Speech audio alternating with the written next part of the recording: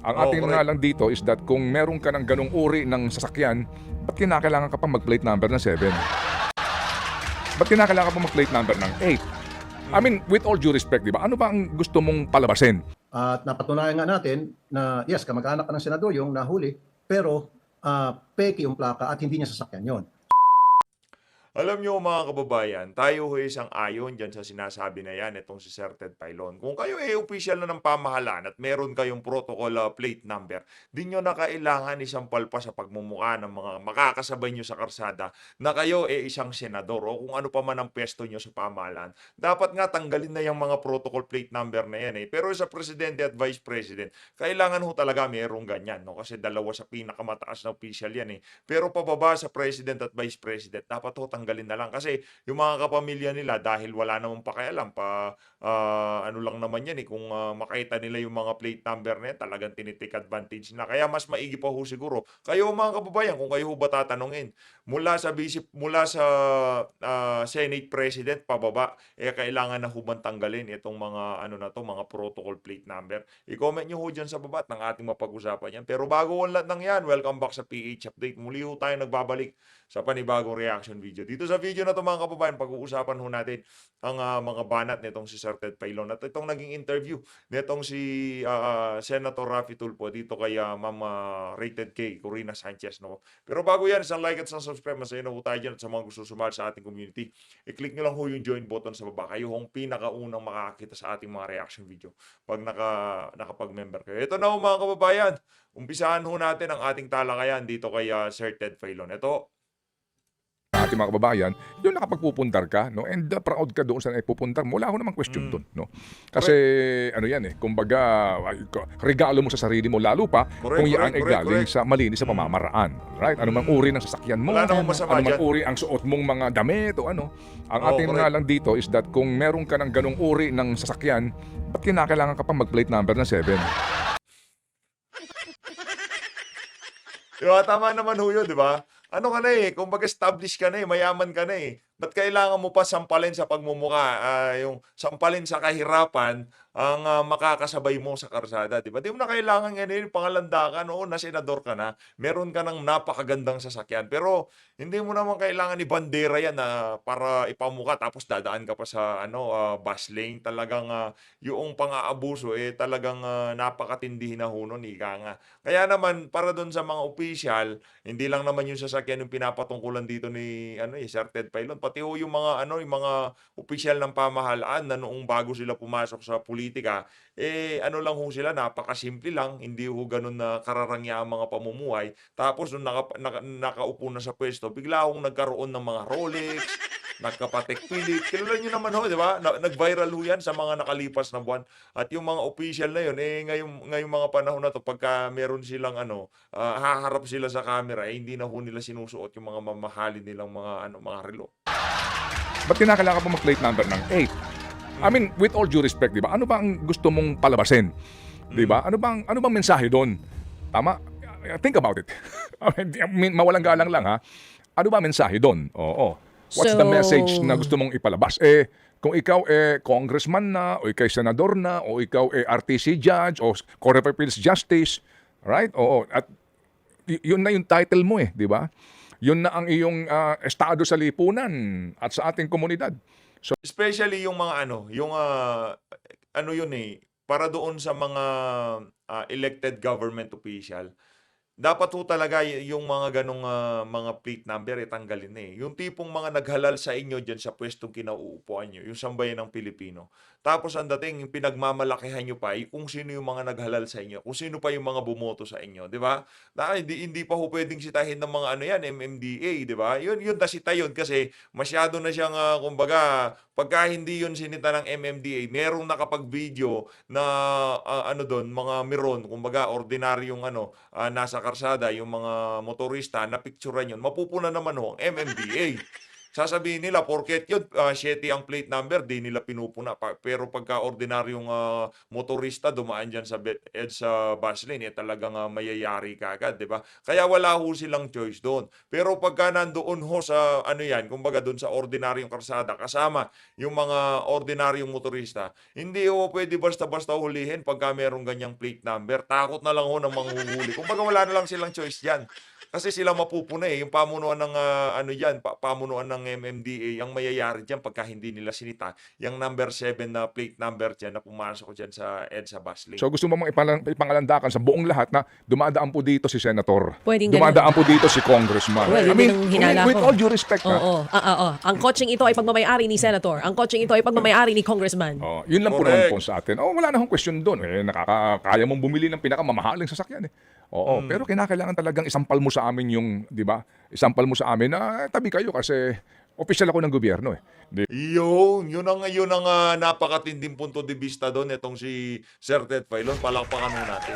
Yun din ho ang hindi matanggap ng marami sa ating mga kababayan. Pagka kung ordinaryong Pilipino lang ho yun, nahuli na yun. Tapos ikaw dadaan ka pa doon sa bus na alam mo naman exclusive lang yun para sa mga bus. Para saan? Mapakita mo na ikaw tigas ka. Walang basta-basta makakaharang ka sa'yo kasi number 7 ang plate number mo. Ano ho yan? Sana magsilbing leksyon na lang ho yan sa mga ano. Akala ho natin tapos na tong issue na to pero mapahanggang sa ngayon napakainit pa rin to sa social media kasi marami marami sa ating mga kababayan ng kumbaga naapektuhan dito sa issue na to. Kumbaga yung lalo na yung mga nahuli diyan sa ano na yan, bus lane na yan, yung mga ordinaryong motorista na pumasok diyan hindi pinalusot. Ito naman hindi pinalusot. Dito natin makikita yung pagiging arrogante nitong mga opisyal ng pamahalaan na to. Na dapat wag nang pamarisan ng ibang mga senador, congressman o kung sino pa mang gustong gumamit ng EDSA bus lane na yan. Diba? At Pero maganda yung ideya na maganda kahit na ngayon pa lang nila na pag-usapan tong ano na to. Ika-counterflow nila yung mga bus na diyan sa bus lane kung yung agos ng trapiko papunta dito, yung mga bus lane, ika-counterflow ho nila para wala talagang makadaan dyan sa mga bus lane na yan. Depende, nasa sa kanila naman ho yun kung paano yung strategy gagawin nila dyan. Kung ika-counterflow nila, talagang pagka mayroong pumasok na motor dyan, siyempre lang talaga kagad. no? No? Hindi na kailangan pabantayan dyan kasi sabihin nyo dun sa mga bus driver, pagka meron kayo nasa lubong dyan, diretso nyo lang. Wala kayo, nasa tamang linya kayo, di ba? Well, titles do not honor men. I-google mo. GOG mo. Titles do not Honor men. honor Men. men. Kabaliktaran, ano sabi? It is not titles that honor men, but men that honor titles. Sino may sabi? Niccolo Machiavelli. Niccolo Machiavelli. Who is Niccolo Machiavelli? Well, he is Niccolo. It is not titles that honor men, but Diba? men that honor Yan titles. ang napakagandang leksyon din dito, no? Mawalang galang lang po. Mamaya meron tayong on the spot think about it sa isyong ito, ha? Muli po, with all due respect, ha? Opo. Pakiulit nga. It is not titles that honor men, but men that honor titles. Tagalogin mo, Ted Filon. Uunahan mo pa ako, ha? Ikaw ang uutusan ko. Tagalogin mo, Ted Filon. Tagalogin mo. Ang sinabi Oh, ni Tagalogin Niccolo Machiavelli. Machiavelli. Machiavelli, hindi pala Machiavelli. It is not titles that honor men, but men that honor titles. Hindi yung titulo ang nagbibigay karangalan sa isang tao, kundi yung tao ang nagbibigay karangalan sa kanyang titulo. Think about it! Ayun na nga mga kababayan, dito sa bahagi ng video natin na to, dumako naman ho tayo dito sa naging talakayan nitong si Ma'am Corina at nitong si Ma'am Rated K at nitong si Sir Erwin Tulfo, no? Rafi Tulfo. Kaugnay pa rin ho, dyan sa dyan sa number 7 na plate number na yan na dumaan sa EDSA Carousel Bus Lane. Ito mga kababayan. Po muli. So, Senador Rafi, ang sinasabi po ninyo ay absuelto na ang mga gatchalian. Sa ngayon po, ang press... Wait, Corina. Yes. Wait, please. I did not say that. Ano po? Wala akong sabi absuelto ng mga gatchalian. Wala akong binanggit na pangalan o apelyido ng tao. Ang sinasabi ko, absuelto na yung senador. yung senador. I see. Okay. Okay. Yeah. So, Just one- Absuelto na yung senador kasi hindi naman wala siyang alam na kinuha sa garahe niya, gano'n. nakasabit hindi kinuha. Ha? Baka talagang hindi natin malaman kung anong istorya niya, pinagamit, kinuha o kung ano pa man. Pero mali ho ang ginawa ng mga kamag-anak na yan, itong si Wing Gatchalian. Kasi kamag-anak niya, alangan naman kay Senator Bato. Di ba? Alangan naman kay Senator Rapi Tulfo yung, may kasalanan dyan. Kasalanan pa rin kung sino inisyuan ng na yan, plate number na yan. Wala akong kinalaman yung iba senador dyan. At hindi natin pwedeng sisihin dito yung driver. Hindi ho natin pwedeng sisihin dito yung kamag-anak niya. Hindi ho mapapasa kanila yung plate number na yun kung hindi pinahintulutan nung senador na inisyuan ng plate number na yan. Ganun lang naman ho yan. Kasi nagulat na lang ako bago ko naputol, sinabi niya dyan na sinabi ko na absuelto naman Gatchalian. I never said that. I said absuelto na yung senador sapagkat Nako. hindi naman niya talaga plaka yon.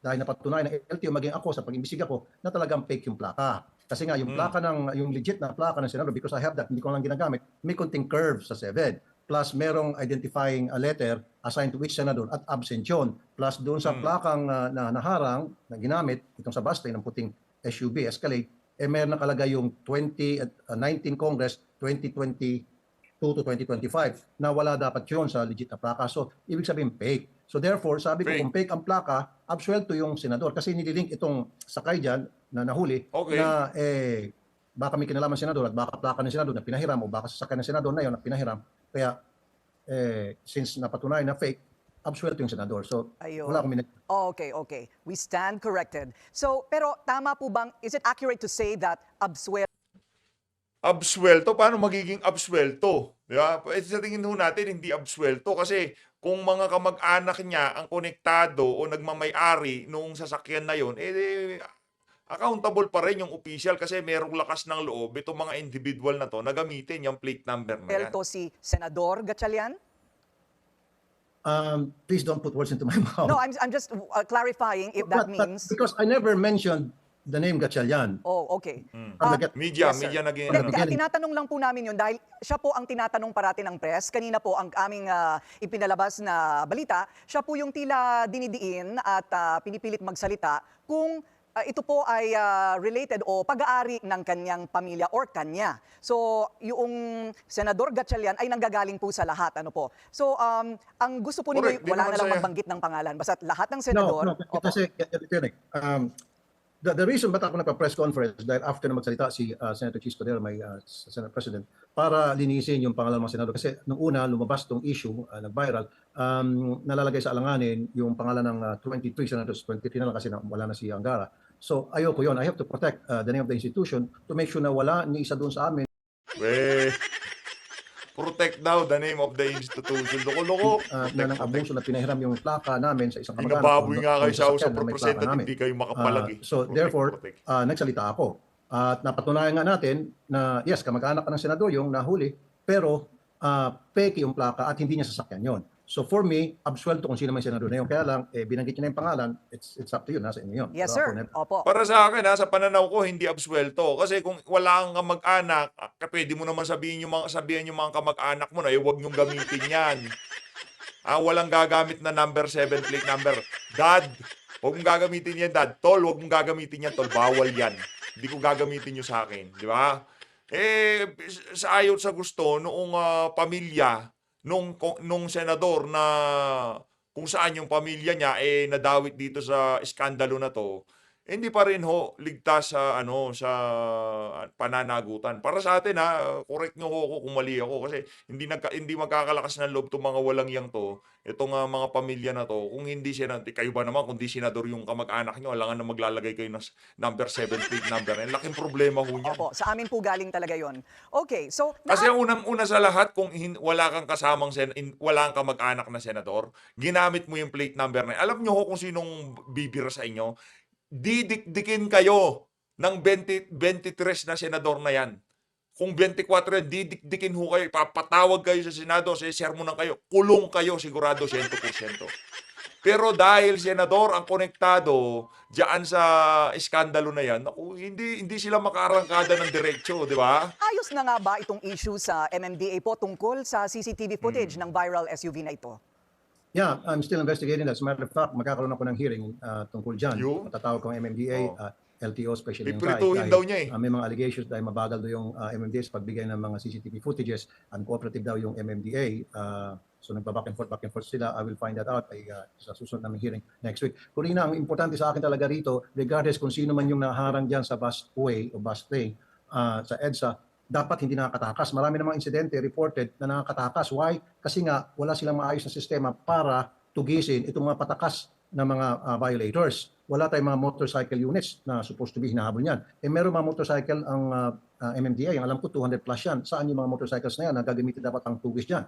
At nakausap ko naman yung MMDA. Sabi ng MMDA, meron na daw silang memorandum of agreement with the DOTR na inaalis ini Chapuera ata sila diyan sa busway. So pinausap ko kanina ulit yung DOTR. I told the DOTR bakit hindi na lang nila yung Coast Guard i-deputize na pwede manghuli at bilan ng motorsiklo para habulin itong mga tumatakas na violators. Ayun, okay. Kumusta naman po ang inyong opinion tungkol sa mga namemeke ng mga plaka? Ito po kaya, is this a widespread or is this an isolated case? This is an isolated case kasi first time Correct. ako nakarinig na Hindi na peke yung plate number. Oo, peke yung plate number. Pero yung kanilang kayabangan, yung kanilang tayo, kumbaga yung kanilang kaangasan, totoo pa sa totoo. Kasi anak niya senador eh. O kuya niya senador, kapatid niya senador. Yung kaangasan at yabang nila, totoo. O yung plate number, wala problema. Peke kung wala yung mga security features ng original na plate number na inisyu dito sa mga senador na to. Pagpalibigay natin, fake yung plate number, pero yung angas nila at yabang nila sa karsada, totoo pa ho sa totoo. yung plaka ng senador ay nagamit at 7 ay nagamit at tumakas. Pero ata yung last time, plaka ng 7 pero that was first time and then naayos naman natin with the MMDA. So, hindi palagi. Again, Corina, ang issue talaga rito, hindi yung plaka eh. Ang issue dito, bakit natatakasan? Ayun, okay. So, Ang issue dito, alam nyo anong issue dito? Simple lang naman ho issue dito eh. Tanggalin na ho yung mga plate number na yan. Kasi kung wala nang, hindi na maglalakas loob itong mga kamag-anak nitong mga senador na to, wala na ho tayong problema. Di ba? At saka yung sticker, tanggalin na rin yan. Di ba? Magkakaroon lang ng sticker ng Senate sa windshield. Ang aangas na ng mga yan. Yung NBI, DOJ, Senate, Congress, naku, ang aangas ho ng mga yan. Yung merong mga bilog-bilog na sticker na, nakala mo kung sino sa daan. Hindi, real talk lang kasi nagmamaneho din ho tayo, nakakasalubong tayo ng ganyan. Ang angas. No, pagka meron silang sticker sa likod, sa harap na merong Senate, merong Congress, merong Office of the President, Office of the Vice President, wala tayong nakikita, sa totoo lang. Pero yung Office of the President, yung DOJ, ay naku, yayabang ho ng mga yan. last po, weird daw para kay Senador Joel Tanggalin Villanueva na national news itong viral SUV. Ano po ang masasabi ninyo? Because to you, it seems very important. Yes, very important dahil nobody's above the law. Kasi yun yung unang issue nung pumutok yan. Akala kasi na marami. Nobody's above the law. Loko-loko, nobody. Nobody's above the law daw. Nobody's above the law. Kumusta naman yung mga opisyal ng pamahalaan na hindi ginawa ang kanilang trabaho kaya nagkandaleche-leche yung problema ng baha dyan sa Bicol region na nagdaan.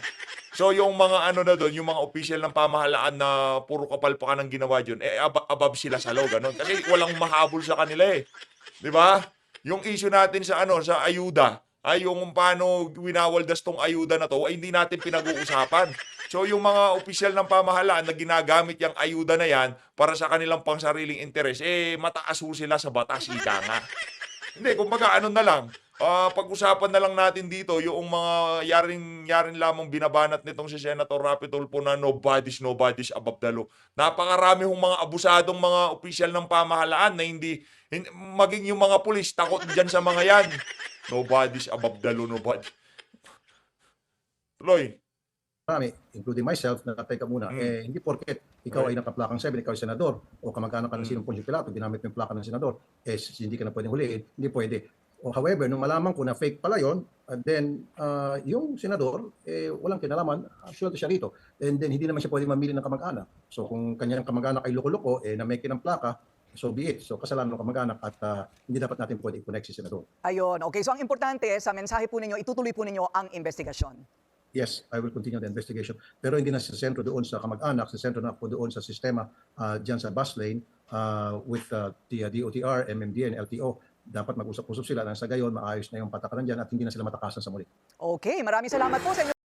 Ayun na nga mga kababayan, dito sa bahagi ng video natin na to, dumako naman ho tayo doon sa mga kaganapan, doon sa mga nangyari kahapon dyan sa House of Representatives. Pasadaan ho natin na mabilisan atong naging tanungan netong si Acop, netong si Congressman Romeo Acop dito kay Sani Beneventura. Dapat papasadaan natin na mabilisan kanina to, naubusan ho tayo ng oras, pero dito medyo marami pa naman ho tayong oras, kaya pasadahan na ho natin. Ito mga kababayan, pagtatanong ho nitong si Lolo Acop dito kay Sani Beneventura. Tuloy ho natin. Oh, Mr. Sani Beneventura, narinig mo yung sagot ng Director General ng PDEA Nako, at saka nako. Mayor ng Silang Cavite. Nako, Tapos sasabihin mo dito sa committee na ito na ikaw ay driver at security lamang at wala kang kaalam-alam. Matanong nga kita, nagsisinungaling ka. nako. Sa ano po, Your Honor? Mag-ingat ka.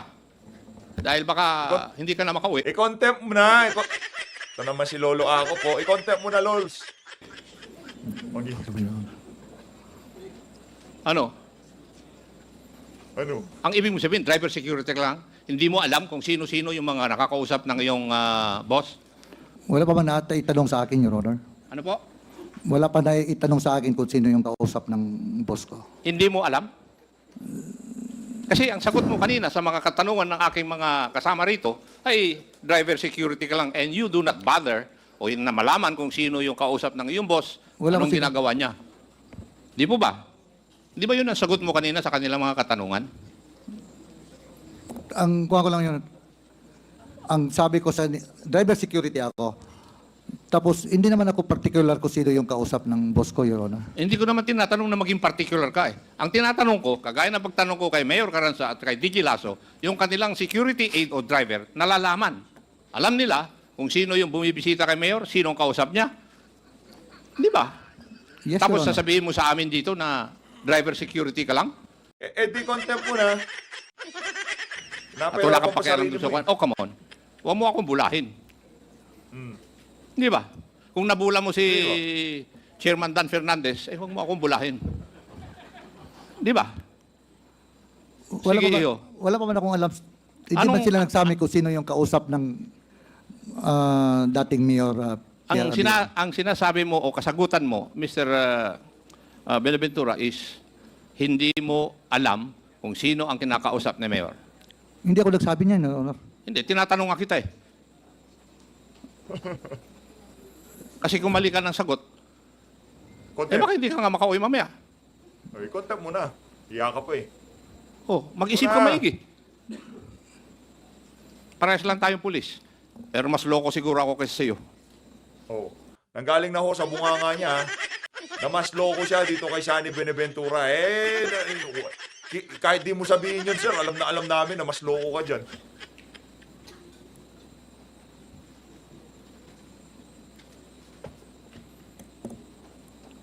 Hindi mo alam?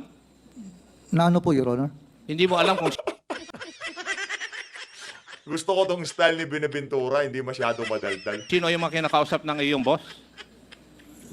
Sino po in particular, Your Honor, na kausap? Hindi, tinatanong ko kung kakilala mo o nakikilala mo yung mga kinakausap ng boss mo. Sami Oy, yes, Your Honor. Sami Oy. Ano? Si Sami Oy, mga councilors. Kaya Hindi nga. Kaya ko tinatanong sa iyo dahil ang sagot mo kanina sa mga katanungan ng aking mga kasamahan, hindi mo alam kasi driver security ka lang. Pero kaya ko pinaupo si Mayor Carranza dyan dahil mayor din yan ng Silang Cavite, si Director General Lasso kasi may mga driver din sila. At para sabihin ko sa iyo, at kung tatanungin ko sila, Mayor Carranza, siguro ikaw ang mas yung driver at saka security mo ang nakakaalam kung ano yung pag-uugali mo at ano yung pagmumura at pananalita mo. Tama? Yes, sir. Kasi ikaw palagi, sila ang palagi mo kasama. And I think the same is true with Director General Lasso. Tapos ngayon, ikaw, iba. Yung bang ibig mo sabihin? Kaya ikaw, may nililihim ka. At kung susundan ko yung sinasabi ni Chairman Fernandez na nabola mo, hindi totoo yun. Nagsisinungaling ka, iho. Kasi pwedeng totoo Si Iho.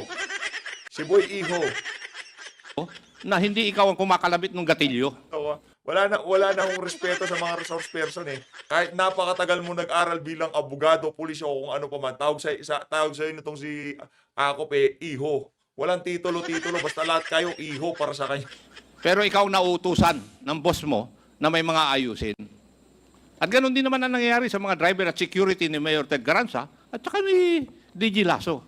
Kasi meron din akong driver at saka security. Ang tinatanong ko sa iyo, yung karanasan namin. Bakit naiiba ka? Your Honor, sa ano po, Your Honor? Yung utos.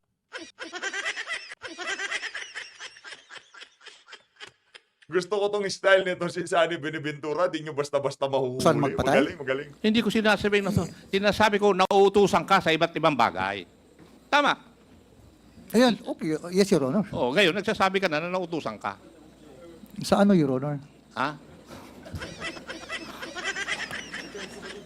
Masyado ka Magaling, defensive, magaling iho. si Sunny Benaventura. Hindi ko alam kung Mahusay. naging investigador ka. Ako naging investigador kasi yun ang trabaho ko, iho. Sa iyo palang pananalita, alam ko nang may inililihim ka o may iniiwas. Kasi ang taong tinatanong, pag masyadong maiwas, may inililihim. Maswerte ka kasi pagod na kami eh. At saka mabait na si Congressman. Wala. Wala kayong makitang butas dito kay Sunny Benaventura. Kayo ba naman, kahit pagod na pagod kayo, talagang kung meron kayong makitang butas, talagang papasukan nyo. Kayo pa ba, Pagwano? di ba? Chairman, hindi pa ako tapos. Yun. Sige. So, ipinapakita ko lang sa iyo na ikaw, pwedeng hindi ikaw ang nautusan na pumatay o ano. Pero may mga ibang bagay na iuutos sa iyo. Halimbawa, yung pupuntahan sana ni Chairman Dan Fernandez. Di ba? Kasi hindi lang naman si Mayor sa tingin ko nag-uutos sa iyo kuminsan. In the same manner na yung mga sekretarya ni Mayor Carranza at sekretarya ni DG Lasso kuminsan nag-uutos din sila sa mga driver nila. Di ba? Di ba totoo, Mayor Carranza, na nauutosan ng sekretarya mo yung driver mo? Yes, sir. Oh. Would that be true also, Director General Lasso? Yes, Your Honor. Yes. Kaya kung sino man ang may pera, may hawak ng pera, para dun sa accomplishment ng mga pulis, pwedeng iutusan ka rin. Kasi ikaw nakakilala sa mga pulis. Diba? At alam mo rin kung ano-ano ang kanilang linya ng trabaho kasi pulis ka. Diba, iho? Yes, Your Honor. Yes. Thank you, Mr. Chair. Yun lang Alright, pala, so kala ko that will ba be the talaga? last interpolator. Chairman. Dito na pala si Chairman. Chairman, Ano lang, Congressman Paduano. Chairman Paduano, please. rejoinder lang doon. Ito Mr. Binaventura, mula kanina nakikinig lang ako, puro kakasinungalingan. Especially when tinanong ka ni Congressman Sansing with regards to the quarry. Nagkabulbul ka doon. Nagkabulbul ka doon kanina. Pero ito lang po, itong tanong ko, sana hindi ka magsinungaling. Pag nagsinungaling ka, tama si Chairman ako, hindi ka makauwi. Oh. I will cite you in contempt. Ito naging security bodyguard ka, driver bodyguard ka ni former President Duterte since 1988. Tama? Yes, Your Honor. Okay. Optional retirement ka at the age of 52 years old. Yes, Your Honor. That was 2008. Yes, Your Honor. Okay, after that, anong trabaho mo? Sa City Hall, Your Honor. You were employed sa City Hall. Yes, Your Honor. Ano ang particular na trabaho mo, assignment mo? Security officer, Your Honor. Security officer. Sabi mo kanina, since 2008, wala ka na kay Mayor Digong. Tama? Personal, No, sandali. Sorry, Your Honor. Sabi mo kanina, wala ka na kay President Tingnan mo, nagpapaliwanag, ipapaliwanag niya yung sagot niya na wala na siya kay dating Pangulong Rodrigo Duterte. Security personnel bilang driver at talaga nakatutok lang kay Tatay Digong. Mula nung taon na yun, wala na. Pero aminado naman siya na nagtatrabaho pa rin siya sa City Hall. Ito talagang si Lolo Paduano. Duterte. Tama? Hindi na ako nag-duty, Your Honor, as security driver. Okay, hindi mo Doon ako sa nag-duty office. as security driver. sa kanya. Yes, Your Honor. Oh. Kailan ka nag-retire? 2008, Your Honor. Hindi. Sorry po. You were employed sa City Hall. Yes, Your Honor. Di ba mandatory doon, 65? Yes, 2021, Your Honor. O 2021? Kailan ang pinakahuli na naging mayor si Duterte? 2016, Your Honor. 2013 to 2016. Yes, Your He Honor. is the mayor of Davao City. Yes, Your Honor. Oh, hindi kayo nakikita? Diyan lang ako sa opisina. Hindi na ako nag-drive sa kanya, Your Honor. Hindi na ako naging security driver niya. Diyan ako sa opisina. Kasi Opisina ng... gusto niya, Your Honor, ang driver niya is a police officer. Sino naging driver niya? Alvin Balis. Yung kwan. Sino? Alvin Balis. O yan. Patawag naman yan si Alvin. Yung naghalili sa akin. Ano yung police? Police din, Your Honor. Nag-retire na rin. Nag-retire na rin. Yes, Your Honor. Naku. Kailan? And na to, Brad. Hindi ko alam, Your Honor. Pagod na siya. Grabe, no? 10 hearing, 10 Quadcom hearing. Wala ho silang nakitang talagang magdidiin kay dating Pangulong Rodrigo Duterte. Kung hindi pa ho siya magsalita sa Senado na talagang kumbaga uutuhin niya itong mga congressman na to, wala pa ho silang maibabanat. Alam niyo, pinambabanat ho ngayon kay Tatay Digong nitong mga congressman na to. Kung ano yung mga sinabi niya lang sa Senado. Kung hindi ho nagsalita sa Senado itong si dating Pangulong Rodrigo Duterte, mapahanggang sa ngayon, wala pa rin ho silang mabanat kay Tatay Digong. Ganun ho katindi itong si dating Pangulong Rodrigo Duterte. Hindi mo alam. So, 2013 to 2016, mayor si Duterte. Si Alvin Balis ang nag-drive sa kanya. Yes, Your Honor. Saan ba siya naka-assign noon yung Alvin? Sa DCPO din, Your Honor. DCPO. Davao City Police Office. Hindi mo alam, after 2016. Kung sino na yung driver niya? Nag-retire na yung Alvin? Yes, si Alvin Balis pa rin, Your Honor. Yung mayor siya. Hindi nga, kailan nga siya nag-retire? Hindi ko na Your Honor. Hindi, ito Anyway, babalik ka pa dito. Now, tandaan mo, on record lahat to Pag may nag-testify na naka-duty ka pa rin, kahit naka-payroll ka sa City Hall, mananagot ka. Yan, usapang lalaki yan. Sani? Your Honor, kahit na yung campaign period niya. Hindi ko tinatanong yung campaign. But if somebody will testify that indeed, naka-payroll ka sa City Hall, pero nandyan ka pa rin kay Duterte noong 2013 to 2016, may problema ka. Pagbalik dito. Okay? Yes, Your Honor. Usapang lalaki to. Yes, Your Honor. Babalik ka pa dito. Pag pinatawag ka, Yes, Your Honor. sigurado ka. Yes, Your Honor. And lastly, may property ka ba sa Samal Island? Yes, Your Honor. Oh, sabi mo kanina wala kang pera.